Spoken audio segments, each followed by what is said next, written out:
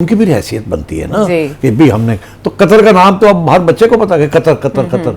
पहले किसको पता था कि कतर क्या है? तो अब कतर की बात हो रही है तो कतर भी अपने आप को ग्लोबल स्टेज पे लाना चाह रहा है। अच्छा। तो उस सिलसिले में they want to be the mediator, the neutral platform. ठीक।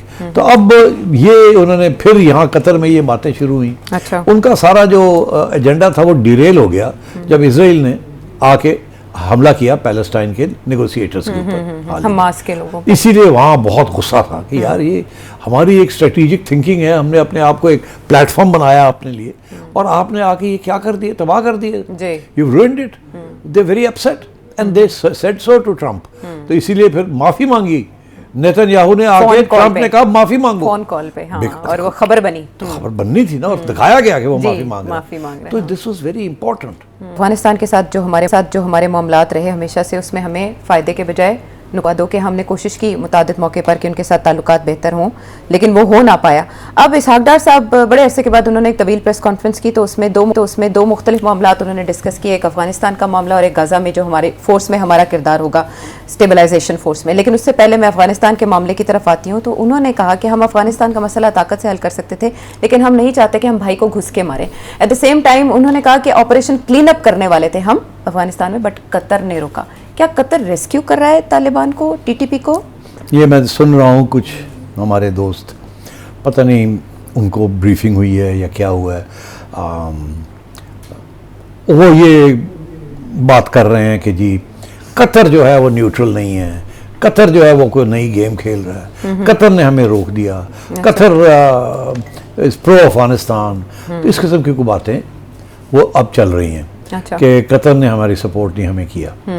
ये डार साहब के स्टेटमेंट से पहले ये मैं सुन रहा था और आपने भी मेरे हाल पहले दिन मुझे पूछा तो मैंने कहा नहीं, कतर इस किस्म की गेम में कोई नहीं खेल रहा, वो इट इज़ जेन्युइनली न्यूट्रल। वो अपना रोल एक समझता है, उसका रोल है जो कि अफगानिस्तान में it has played a very important role in the past. जब अमेरिकन विड्रॉल के ऊपर वो सारी नेगोशिएशंस कतर में हुई थी। जी। तो वो समझता है कि they have a role to play in this region. अच्छा। और फिर उन्होंने अब नया रोल अख्तियार कर लिया ऑन पैलेस्टाइन। ठीक है ना। तो वो तो अपने आप को they are building themselves up as a neutral country, जहां आप आके जो सबको इकट्ठा कर लेते हैं सो ऑन सो। और अब उसके अंदर टर्की भी इन्वॉल्व हो गया, साथ साथ टर्की भी तो चाहता ना कि they should be also C big country जो मीडिएट करता है and so on and so fourth. उनकी भी हैसियत बनती है ना कि भी हमने तो कतर का नाम तो अब हर बच्चे को पता है कतर कतर कतर। पहले किसको पता था कि कतर क्या है? तो अब कतर की बात हो रही है तो कतर भी अपने आप को ग्लोबल स्टेज पे लाना चाह रहा है। अच्छा। तो उस सिलसिले में they want to be the mediator, the neutral platform. ठीक।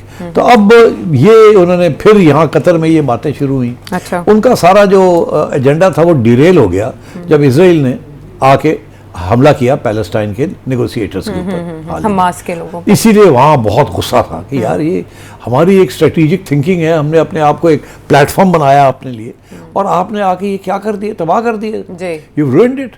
दे very upset and they said so to Trump.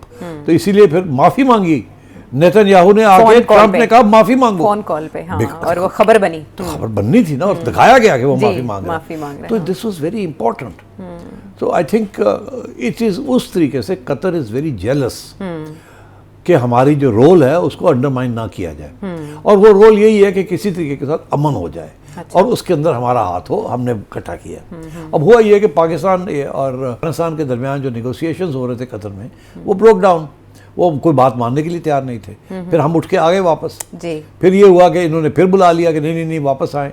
Qatar ने और तुर्की ने फिर एक नई अटेम्प्ट की जिसमें टर्की ने कहा कि वो कतर वाली बात तो खत्म होगी, वहाँ तो सब लड़ाई झगड़े हो गए।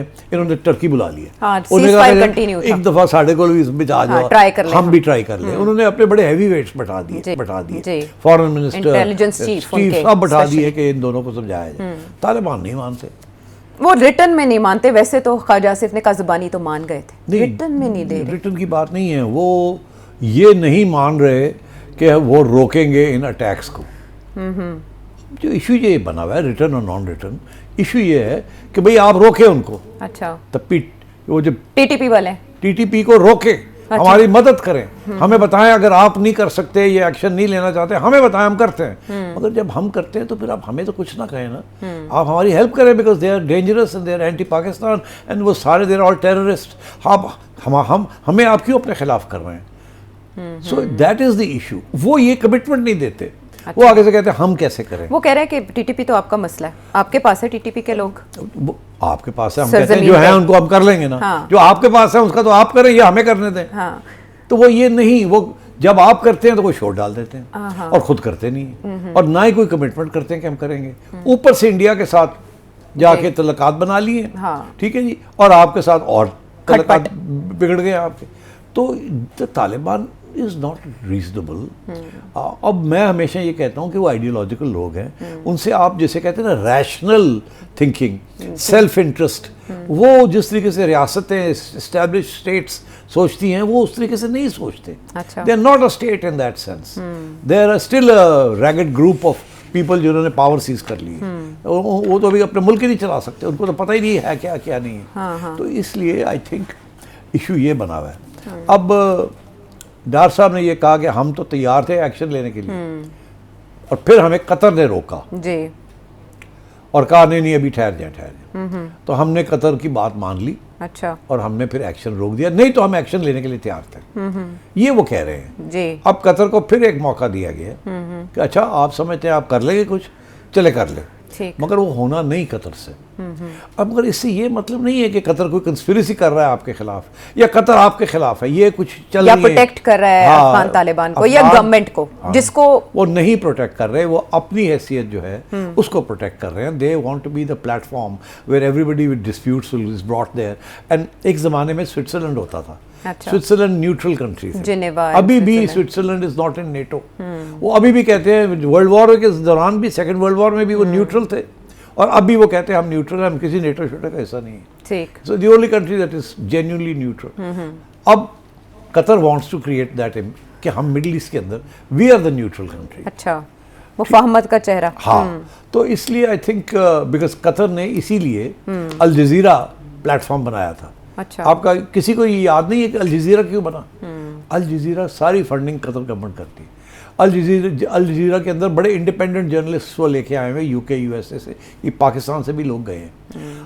तो Qatar is trying to establish a degree of independence and neutrality in thinking, in analysing and in putting platforms together. ये एक, जैसे कतर ने कहा कि हम वर्ल्ड कप जो है वो हम करेंगे, ऑर्गेनाइज करेंगे। वो again they want to create this कि जी ग्लोबल भी एक छोटी सी जगह है, Dubai is not the only place. Yes, हम भी हैं अट्रैक्शन। हाँ, अनदर अट्रैक्शन। अच्छा, तो अब उस सिलसिले में वो इंफ्रास्ट्रक्चर भी बना रहे थे जी, फिजिकल।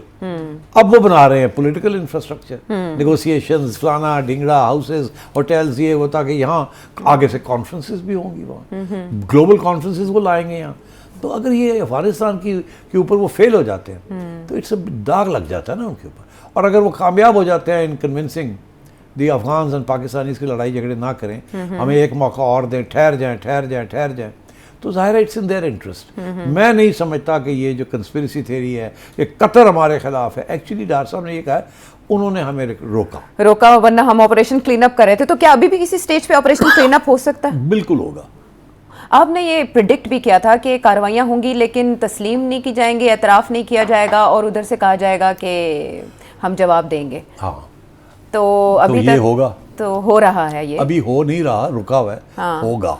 स्ट्राइक्स हुई थी लेकिन ज़ाहिर है पाकिस्तान ने कहा हमने नहीं की। मुज़ाकरात शुरू हो गए थे। हाँ। अब फिर से रिस्टोर होनी थी, जब मुज़ाकरात फेल हो गए तो अब शुरू होने वाली थी। डार साहब ये कह रहे हैं कि कतर के कहने के ऊपर हमने वो रोक दिया, मगर साथ इशारा यही कर दिया कि कब तक ये चलेगा। हम अगर भारत को मज़ा चखा सकते हैं तो अफगानिस्तान को भी बता सकते हैं। मज़ा तो चखाने वाली बात नहीं, कोई सबक सिखाने वाला इस रीजन में नहीं है।